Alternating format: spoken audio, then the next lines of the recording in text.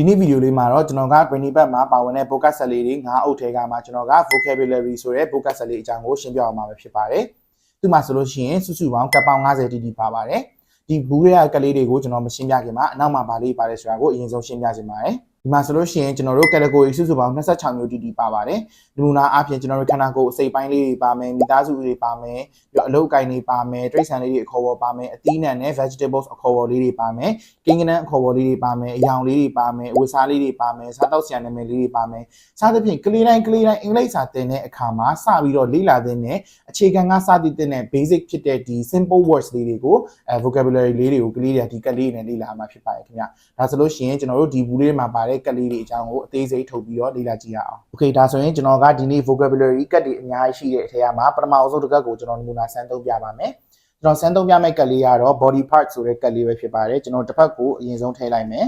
။ Let's click the pictures on the card and learn English together. ဒါဆိုရင် ears. Touch my ears. Touch my ears. ဒါဆိုရင်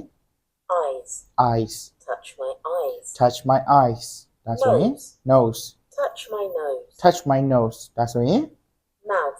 mouth. Touch my mouth. ကလေးကအခုကျွန်တော်တို့ body parts မှာဆိုရင်နှာရွက်ရဲ့မျက်လုံးရဲ့နှာခေါင်းရဲ့ပါးစပ်ရဲ့ကိုသိသွားပြီပေါ့နော်။ဒါဆိုရင်တော့တစ်ဖက်ကိုတင်ပြီးသွားပြီဆိုလို့ရှိရင်မပြီးသေးဘူး။နောက်တစ်ဖက်ကိုလှမ်းပြီးတော့အမေးဖြေလေးလုပ်ကြည့်ရမယ်။ဒါဆိုလုပ်ကြည့်လိုက်ရအောင်။ Please insert the card. Let's listen to the audio and click the correct body part. Number 1. Touch my ears. Ears ဆိုရင်ကျွန်တော်တို့3 4 Yeah, you are right. Number 2. Touch my eyes. Eyes ဆိုရင်1 2 Yeah, you are right. Number 3. Touch my nose. Touch my nose ဆိုရင်5 Yeah, you are right. Number 4. Touch my mouth. My mouth ဆိုရင် number 6 Yeah, you are right. Change another card. အခုဆိုရင်ဒါ exercise တစ်ချက်လုပ်ပြီးပြီပေါ့နော်လုပ်ပြီးပြီဆိုလို့ရှိရင်ကျွန်တော်တို့ဒီ body parts မှာဒုတိယကတ်လေးကိုစမ်းပြီးတော့သုံးလို့ရပြီဆိုတော့ကျွန်တော်တို့ဒီ category ရကြည့်မယ်ဆိုလို့ရှိရင်ပထမတစ်ခုကခန္ဓာကိုယ်အစိတ်ပိုင်း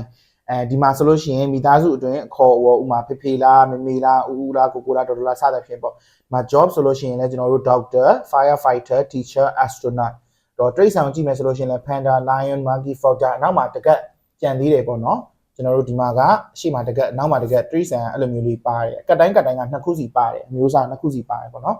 ဒီမှာအသီးနှံတွေကြည့်မယ်ဆိုလို့ရှိရင် orange pineapple watermelon strawberry စသဖြင့်ပါတယ်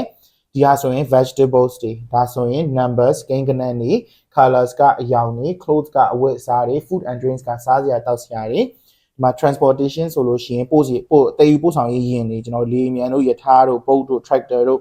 စသဖြင့် school supply ဆိုလို့ရှိရင်ကျောင်းသုံးပစ္စည်းတွေ kitchen ဆိုမိဖို့ကျောင်းသုံးပစ္စည်းတွေ bathroom ဆိုရေချိုးခန်းသုံးပစ္စည်းပြီးတော့ဒီမှာအိယာအခန်းသုံးပစ္စည်းဒီမှာဆိုရင်လည်းစာသင်ကျောင်းအတွင်းသုံးတဲ့ပစ္စည်းကျောင်းသုံးပစ္စည်းဒီမှာဆိုဝါသနာ read လုပ်မှာလား surf လုပ်မှာလား singing လုပ်မှာလား drawing လုပ်မှာလား weather ဆိုလို့ရှိရင်လည်းရာသီဥတု shape ဆိုလို့ရှိရင်လည်းပုံမှန်သဏ္ဍာန်တွေဒီမှာ rectangle square circle triangle စသဖြင့်ဒီမှာဆိုလို့ရှိရင်ကျွန်တော်တို့ room အခန်းထဲမှာရှိတဲ့အခန်းမျိုးစားတွေပေါ့ဒီမှာဆိုလို့ရှိရင် nature ဆိုသဘာဝတရားအကြောင်း places ဆိုရင်နေရာတွေဒီမှာဆို restaurant စားသောက်ဆိုင် supermarket ဈေးcinema ရုပ်ရှင်ရုံ bookstore စာအုပ်ဆိုင်ဒီမှာဆို instrument ဒါ music ကိရိယာတွေဒုရိယာတွေပေါ့နော်ဒီမှာဆို action ဒီမှာလမ်းလျှောက်တာလား walk run jump climb စသဖြင့်ဒီမှာဆိုရင်လည်းအမျိုးအစားအရွယ်စားပြရတဲ့ဒီမှာ big small tall short စသဖြင့်ဒီကလေးအင်္ဂလိပ်စာစပြီးသင်တဲ့အခါမှာတက်ကိုတက်တဲ့နဲ့မဖြစ်မနေတည်တဲ့အခြေခံကြတဲ့ရိုးရှင်းတဲ့ vocabulary စလုံးလေးတွေအများကြီးပါပါတယ်ကျွန်တော်တို့ကတ်တွေအားလုံးပေါင်းနိုင်မယ်ဆိုလို့ရှိရင်ကတ်ပေါင်းစုစုပေါင်း50တိတိပါပါတယ် category ကတော့စုစုပေါင်း26မျိုးတစ်မျိုးကိုကျွန်တော်တို့2ကတ်ပါပါတယ်ဒါကတော့ vocabulary vocab set ထဲမှာပါတဲ့ကတ်အားလုံးပေါင်းအကြောင်းကိုကျွန်တော်ရှင်းပြထားဖြစ်ပါတယ်ကျွန်တော်ကတ်တိုင်းမှာတစ်ဖက်မှာအရင်ဆုံးလေ့လာမယ်နောက်တစ်ဖက်ကိုနှမ်းပြီးတော့ exercise လုပ်ရမှာဖြစ်ပါတယ် Cowfish